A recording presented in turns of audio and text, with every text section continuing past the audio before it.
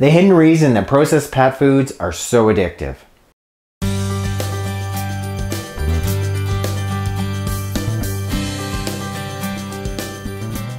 Hello, welcome back to my channel. If you're new, welcome. Click there to subscribe, hit the bell to sign up for notifications, and then when you click the link directly in the box below, I can send you a copy of my free book. Processed pet food. Well, you know that it's probably not really great for your dog, not really great for your cat. But why is it? Why do our dogs, our cats, why do they seem to be like so addicted to it? Like, what's going on? Here's something kind of healthy, a carrot, great for your dog's teeth. Here's a unnamed canned food. Let's just say that it rhymes with Iskies. What do you think the poodle is gonna choose? Do you want the carrot? So good for you, so great for your teeth. Or do you want the Iskies? The pet food companies are no longer little mom and pop companies. These are large multinational corporations. And part of their R&D, part of the section of the company, they invest heavily in things called platins. Means things that make that food tastier and addictive. Like your dog just like, I want to eat it again and again and again. Same thing with your cat. So you could make that seemingly really healthy diet. And I'm like, oh, I'd love for Tula to snack more on carrots. Ideally, I mean, they're really nutritionally sound. Great for her teeth.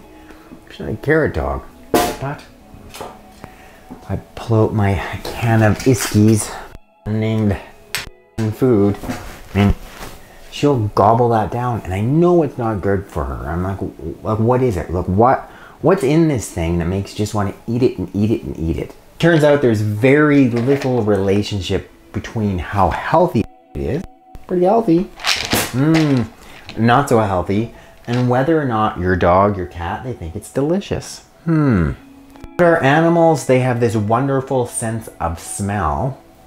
These people that add things to pet food to make it tastier, they've figured out there's certain chemical ingredients. They can make them smell kind of like how rotten flesh smells.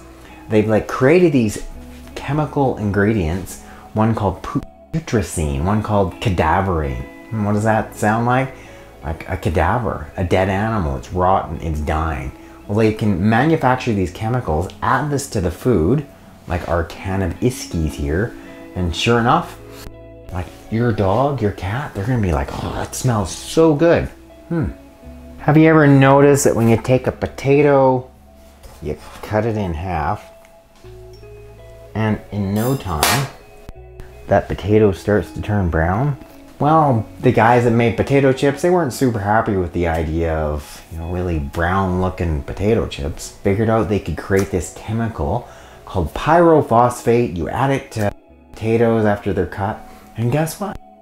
They stay all white. Not only can we keep our potatoes from turning brown, we can have our dogs or cats wanting to eat more of this. We can like just turn them into little addicts, like wanting to eat this processed pet food, because we've added things, such as this pyrophosphate, this putrescine, this cadaverine. Like, who can resist? Murray, he is a great example. As you can see, he's barely overweight, and he is like one giant addicted to kibble cat, and that's what turned him into becoming a diabetic. Like, he can't help himself. If he can break into the room where Tula's got any type of kibble, he's gonna gobble it down. So why does it seem that your dog, your cat is so addicted to the food? Well, there's why. Like, they've got specific chemicals added to the food to make it addictive, to make it like your dog think it tastes so good. I really think that the best option is to feed as little as possible of this processed pet food and to start making more of your dog's food at home, such as this ground turkey, this chopped kale, this brown rice. Tula does really love the homemade dog food recipes, and I encourage you to feed more of those to your dog. Thanks so much for watching this edition of Veterinary Secrets of why our pet foods are so addictive, and more importantly, what you can do about it.